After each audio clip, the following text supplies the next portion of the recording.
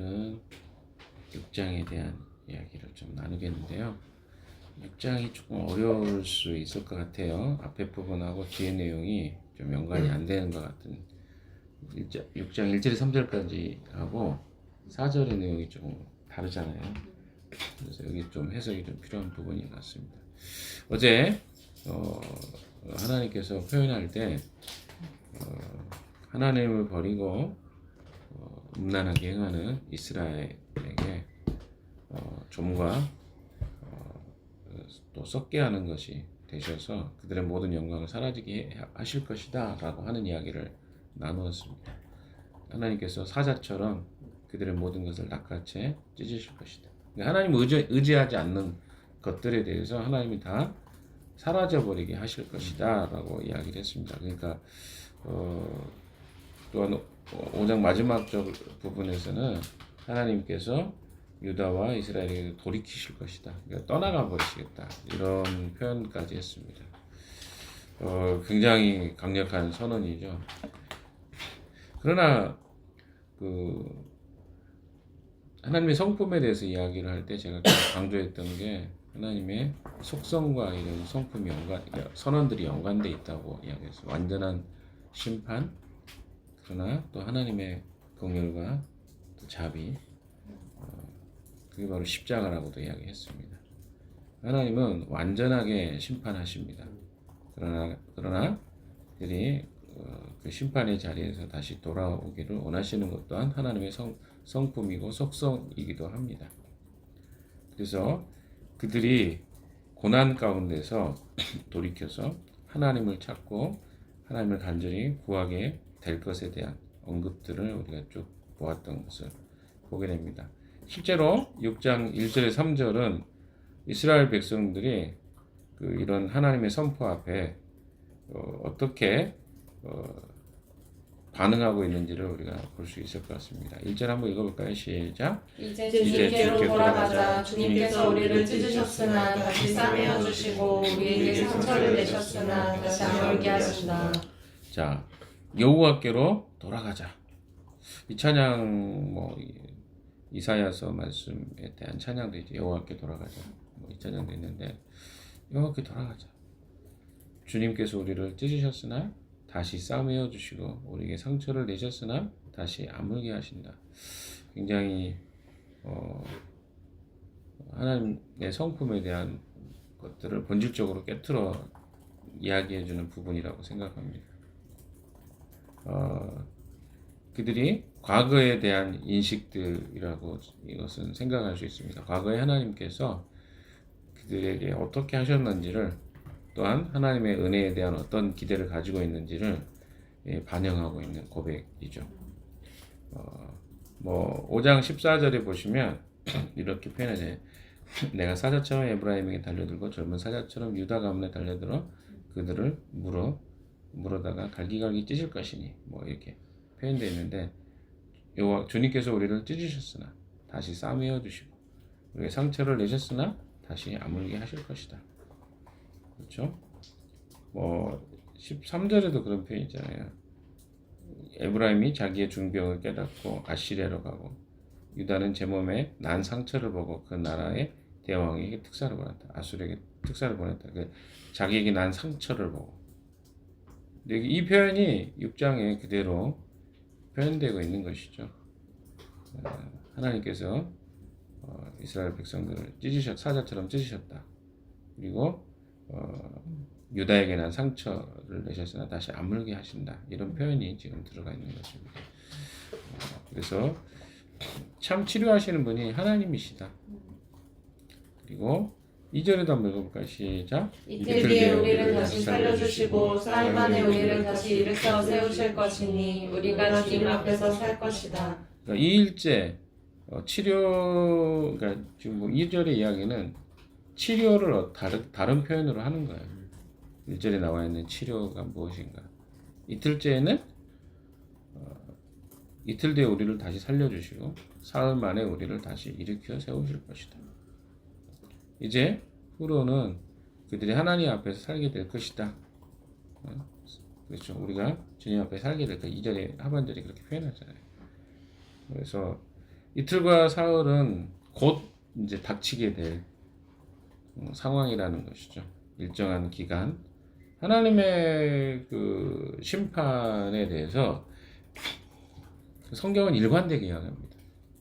뭐 요한계시록에도 그런 표현이 한때, 두때, 반때 이렇게 이야기하죠. 그러니까 긴 것 같지만 심판이 굉장히 개인적으로는 길어 보이지만 짧게 고난과 어려움은 짧게 하나님 은혜와 자비는 길게 이렇게 베풀어 주시는 것을 보게 됩니다. 그렇다는 건 뭡니까? 하나님이 어떤 분이신가를 우리에게 설명해 주고 있는 것이죠. 그들이 현재는 뭐 이 선언되고 있는 이 상황에서는 참담하고 또 암울한 어둠에 대한 예언과 선언이지만 반드시 하나님이 그들을 다시 솟게 하실 것이다. 심판하시고 다시 일으키실 것이다. 그리고 실제로 하나님은 그런 분이십니다. 뭐 호세아서 1장에서 3장에서도 그렇게 이야기했잖아요. 예언하실 때 그들을 흩어버리겠다. 그리고 아수르에 의해서 멸망당합니다. 그러나 그들에게 다시 회복을 주시죠. 언제?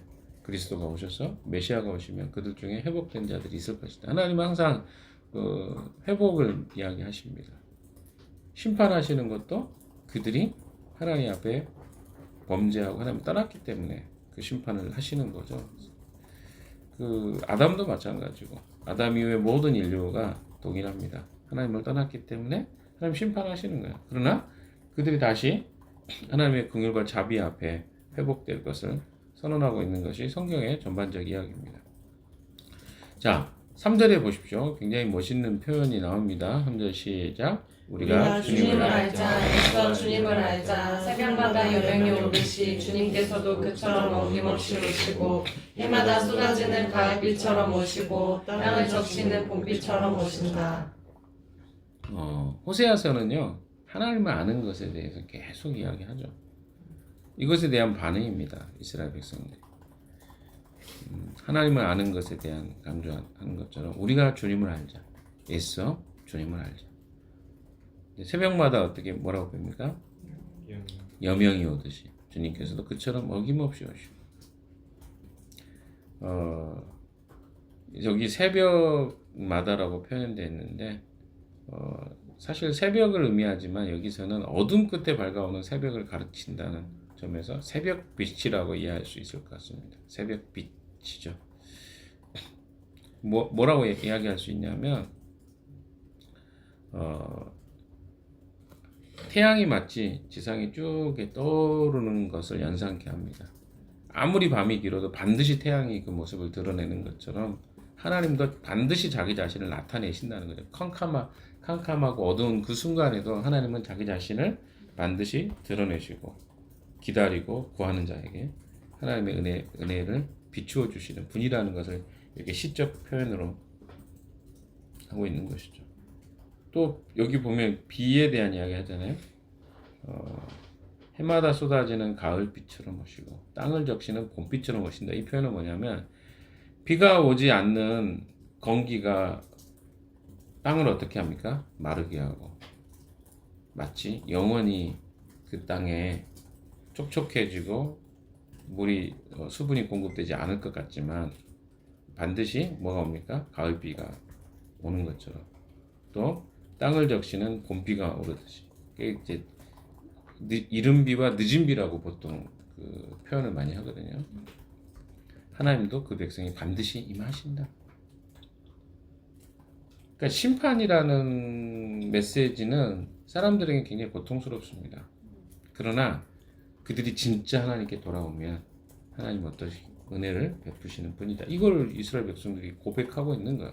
1절에서 3절을 보면 이들이 회개하는 것이 굉장히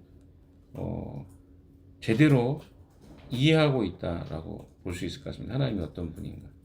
근데 문제는 4절이에요. 4절 한번 읽어볼까요? 시작. 에브라임아, 내가 너를 어떻게 하면 좋겠느냐. 유다야, 내가 너를 어떻게 하면 좋겠느냐. 나를 사랑하는 너희의 마음은 아침 안개와 같고 덧없이 사라지는 이슬과 같구나.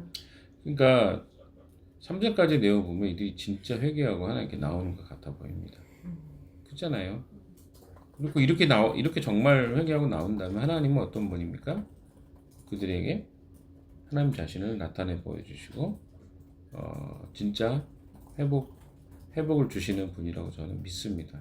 그래서 이런 고백이 나온 거죠. 그런데 하나님이 4절부터는 하나님의 고백 이야기 말씀이거든요. 에브라임아, 내가 너를 어떻게 하면 좋겠냐? 유다야, 내가 너를 어떻게 하면 좋겠냐? 이 말은 긍정적인 느낌입니까? 부정적인 느낌입니까? 부정적이죠. 나를 사랑하는 너희의 마음은 안개와 같고 덧없이 사라지는 이슬과 같다. 그럼 이 표현이 학자들마다 굉장히 견해가 다릅니다. 1절에 3절을 굉장히 진실한 고백으로 보는 사람도 있고, 그러나 상당히 많은 사람들이 1절에 3절을 뭐라고 표현하냐면 이스라엘의 거짓 회개, 거짓 경건이라고 이야기합니다. 학자들마다 논쟁이 있긴 하지만 다수가 1절에 3절을 뭐라고 해요? 거짓 회개, 거짓 고백. 왜 그럴까요? 그러니까 4절의 이야기에 힌트가 있습니다. 4절을 보십시오. 다시 보시면 내가 너를 어떻게 하면 좋겠냐. 만약에 진실하게 그 고백을 했다면 하나님 이렇게 말씀하실까요? 하나님 마음의 중심을 보시는 분이잖아요. 그리고 유다야, 예루살렘, 그러니까 에브라임이 이스라엘을 이야기하니까요. 북왕국 이스라엘. 유다는 남왕국 유다를 이야기합니다. 둘 다 어때요? 어떻게 하면 좋겠냐. 이렇게 표현하잖아요. 근데 그 뒤에가 그런 표현. 나를 사랑하는 너희의 마음은 뭐 같다? 마치 만 덧없이 사라지는 이슬과 같다. 이건 부정적 표현이죠. 안개는 어떻습니까? 자욱하게 마치 그게 오래 갈 것처럼 보이지만 뭐 해가 돋거나 갑자기 어느 순간에 사라져 버리잖아요. 안개. 이슬도 마찬가지입니다. 아침에 이슬이 나뭇잎 맺히죠. 그러나 햇빛이 짱짱하게 쬐면 그 이슬은 금방 사라져 버리는 것 같습니다. 그러니까 그들이 진실로 하나님 앞에 회개하고 돌아선 게 아니라는 것을 지금 이야기하고 있는 것입니다. 무슨 말입니까? 유다와 에브라임이 둘 다 어때요? 잠깐 회개하는 것처럼 행동하고 고백만 한다는 것이죠. 이게 좀 어렵습니다만은 하나님 그러니까 그들이 하는 고백에 하나님 초점을 두지 않습니다. 어디에다 초점을 둘까요? 행동에 초점을 두고 있어요. 행위에 초점을 두고. 그러니까 행위가 고백은 그렇게 하는데 행위가 그렇게 따르지 않는 거예요. 그래서 이 부분에 문제가 있다고 이야기를 하는 것입니다. 삽시간에 사라져 버리고 만다는 거죠. 아침에 있다가 갑자기 사라져 버려요. 이 표현이 굉장히 중요한 표현이에요. 하나님은 그렇게 본 거예요. 그들의 고백과 그들의 행위가 변화가 잠깐 그렇게 하는 것 같죠. 하나님은 지금 호세아서를 통해서 그들에게 요구하는 것은요, 단순한 고백만을 요구하는 게 아닙니다. 뭘 원하실까요? 이스라엘, 북왕국 이스라엘도 그렇고 남왕국 이스라엘도 그렇고 그들의 폭압과 압정이 있었습니다. 가난한 자를 학대하고 살인하고, 지금 처음에 나왔잖아요. 1.3장에 나온 내용 속에 무엇입니까? 4장 전반부에 나왔군요. 그 표현이 이스라엘 백성들이 하나님의 주신 인애와 사랑은 사라져버리고 진실은 사라져버리고 뭐가 있다고 했어요? 거짓과 사기와 살인과 이런 것들만 남게 됐다. 그러니까 이 행위를 하지 않으면 그들의 고백은 잠깐 하나님 앞에 눈 가리고 아웅하는 것 같은 것이 된다는 것이죠. 흉내만 낼 뿐 금방 사라져 버리는 것. 하나님이 그걸 원하지 않는다는 것입니다. 종교적으로 자기 자신이 하나님의 사랑을 흉내내는 행위에 불과했다. 진실로 그들의 삶 가운데 행동의 영역들이 바뀌지 않으면 이것은 하나님이 인정하지 않으신다라는 표현입니다. 자, 5절 읽어봅시다. 시작. 그래서 내가 예언자들을 보내어 너희를 산산조각나게 하였으며 나의 입에서 나오는 모든 말로 너희를 죽였고 나의 심판이 너희 위에서 번개처럼 빛났다. 그렇죠. 예언자들을 보내어 너희를 산산조각 나게 하였으며 나의 입에서 나오는 모든 말로 너희를 죽였고 나의 심판이 너희 위에서 번개처럼 빛났다. 수많은 예언자들을 통해서 이스라엘 실상을 고발했습니다. 그에 대한 하나님의 심판을 선언했죠. 그렇기 때문에 이 하나님의 말씀은 이스라엘을 쳤습니다. 계속 수많은 예언자들을 보내셨어요. 실제로 아모스도 그렇고 호세아도 그렇고 요엘도 그렇고 이런 선지자들이 계속 선언합니다. 그런데 어떻습니까? 그들이 돌이키지 않았다는 거죠. 그래서 그들은 무엇만 강화시킵니까? 6절을 보십시오. 6절 시작. 내가 바라는 것은 변함없는 사랑이지 제사가 아니다. 불살라 바치는 제사보다는 너희가 나 하나님을 알기를 더 바란다. 제사 행위죠. 그러니까 종교적이 되면 나타나는 현상이 뭐냐면 삶의 영역보다는 종교 행위가 강화됩니다. 그러니까 우리는 종교 행위를 하면 신앙이 좋은 걸로 착각하죠. 또 어떻습니까? 종교 행위가 신앙이라고도 착각하기 때문에 자꾸 뭐예요? 자기 삶의 영역을 돌아보지 않아요. 그러니까 신앙인들 중에 문제가 되는 경우가 뭐냐면 삶의 영역은 엉망인데 어떤 영역은 신앙적 영역은 굉장히 강화가 되는 사람이 있어요. 그래서 우리가 이런 것을 많이 이야기하잖아요. 신앙은 좋은데 인격은 안 좋은 사람이 주변에 있습니다. 이런 이야기들 우리는 심심치 않게 한다는 거죠. 근데 성경은 그렇게 말하지 않습니다. 신앙은 곧 인격이에요. 왜 그럴까요? 이 성령의 열매가 인격의 열매이기 때문에 그렇습니다. 갈라디아서 5장 22절 23절에 열매는요 성품의 열매예요. 사랑과 희락과 자비와 오래 참음과 충성과 언약 절제 뭐 이런 내용들이 전부 다 뭡니까? 성품이잖아요. 그러니까 하나님은 그 사람이 사랑하는 것 같아. 그런데 인격은 엉망이에요. 삶은 엉망이에요. 이게 가능한 이야기냐는 거죠. 제가 어렸을 때는 20대, 30대 저도 그렇게 생각을 했어요. 신앙하고 인격은 좀 다르지 않나? 이런 생각을 했습니다. 그러나 성경은요, 그게 잘못됐다고 이야기해요. 인격과 어떻게 신앙이 다를 수 있냐는 거죠. 그러니까 교회 생활과 우리의 삶의 생활이 다를 수 있다는 것을 사람들은 굉장히 너무 자연스럽게 받아들입니다. 그러나 성경이 이야기하는 바는 그렇지 않습니다. 뭡니까? 내가 바라는 것은 변함없는 사랑이지 제사가 아니다. 불살라 바치는 제사보다는 너희가 나 하나님 알기를 더 바란다.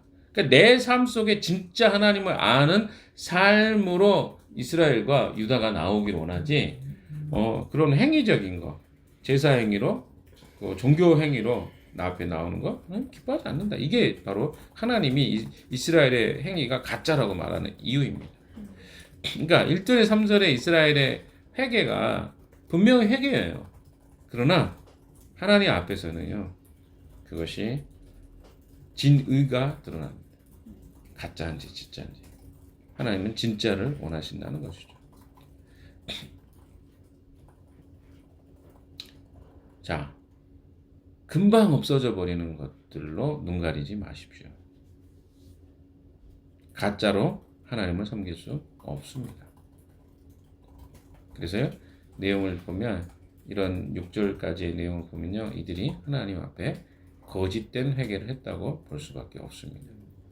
진짜 하나님께 돌아가는 것은요, 그냥 구호만 외치는 것이 아니라는 것이죠. 7절도 한번 해봅시다. 시작. 그런데 이 백성은 아담처럼 언약을 어기고 나를 배반하였다. 7절에 보시면 누가 나옵니까? 아담이에요. 아담처럼. 아담도요, 하나님과 관계가 없었지 않았습니다. 그러나 하나님의 언약을 그가 가볍게 여겼죠. 나를 배반했다. 아담처럼 그랬다.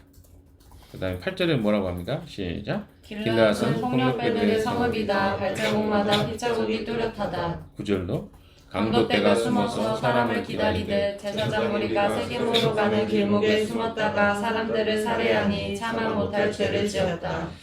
자, 이게 무엇입니까? 아담의 이야기와 또 실제로 세겜이라는 곳은 굉장히 의미가 있는 장소입니다. 여러분이 잘 아시는 세겜 혹시 생각나시는 거 있나요? 세겜. 뭐 디나 이야기가 생각이 날 수는 있겠지만 사실은 세겜에서 야곱이 그 우상을 다 버리고 하나님께 돌아가는 그 장소가 세겜이잖아요. 예배 장소 처소였어요. 그런데 어때요? 지금은 강도떼가 숨어서 사람을 기다리듯이 제사장 무리가 세겜으로 가는 길목에 숨었다가 사람들을 살해하니 제사장 무리가 하는 거예요. 세겜으로 가는 길목에 숨었다가 사람들을 살해하니 참아 못할. 이게 왜 이런 표현을 했냐면 그 리더들이 그런 행동을 한 거예요. 그러니까 종교적인 지도자들과 정치 지도자들 하는 행위가 뭡니까? 실제로 이런 행위를 했다는 어떤 보다는 그 가난한 자들과 그 백성들을 돌보지 않고 공의와 하나님의 인애를 행하지 않은 것을 이야기합니다. 그러니까 고백만 하고 제사만 엄청난 재물만 하나님께 드리고 삶의 모습 속에는 하나도 하나님의 그 자비와 인애와 사랑이 실천되지 않는 것에 대해서 하나님이 지금 지적하고 있는 것이죠. 10절, 11절 같이 읽어봅시다. 10절 읽어봅시다. 시작. 내가 이스라엘 집에서 소름 끼치는 일들을 보았다. 거기에서 에브라임이 몸을 팔고 이스라엘이 몸을 더럽힌다. 뭡니까? 이스라엘 집에서 소름 끼치는 일을 보았는데 거기에서 에브라임이 몸을 팔고 이스라엘이 몸을 더럽. 그러니까 이것은요 우리가 그 호세아서 전반적으로 이해하셔야 됩니다. 호세아서에서는 어떻습니까? 부부관계로 설명했어요. 누구? 고멜과 호세아의 관계. 근데 그것이 곧 누구와의 관계입니까? 이스라엘과 하나님과 관계로 사람들에게 굉장히 강력한 메시지를 준 거죠. 어떻게 성실한 남편에게 방탕한 아내가 존재할 수 있냐? 성실한 남편을 하나님으로 대비하고 불성실한 아내의 모습을 이스라엘로 대비합니다. 그래서 어떻습니까? 이스라엘 집에서 소름 끼치는 일을 보았는데 거기서 에브라임이 몸을 판다는 건 굉장히 우리가 일반적 상식만 봐도 어떻습니까? 가치 없는 자기 몸을 파는 것은 어떻습니까? 가치 있게 여기지 않잖아요. 자기 존재가 굉장히 가치 없게 여기는 거야. 무가치감이죠. 어떻게 자기의 몸을 판다는 이런 표현이 가치 있다고 생각될 수 있겠습니까? 무가치한 거죠. 근데 하나님은 에브라임에 대해서 굉장히 어때요? 소중히 여기는데 에브라임 자체는 자기 자신을 무가치하게 여겨요. 이스라엘이 몸을 더럽힌 것으로 이해합니다. 성의 문제로 이해를 하는 거예요. 그러면 사람이 확 다가오잖아요. 아, 이런 의미구나.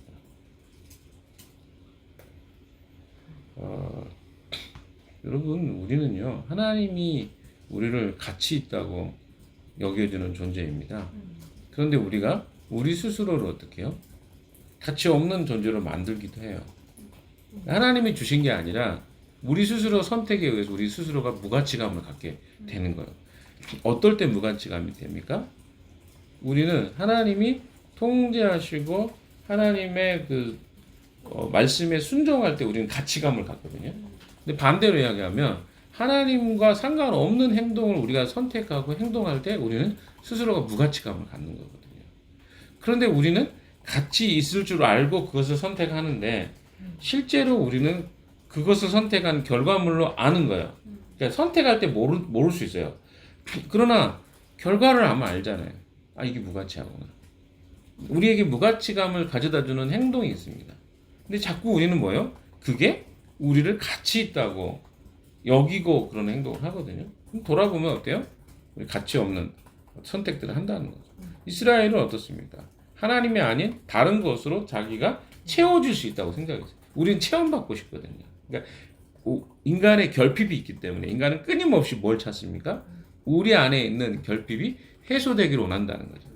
근데 그 해소됨을 뭘로 찾아요? 이스라엘은 우상으로 찾았어요. 그래서 눈에 보이는 가시적 우상.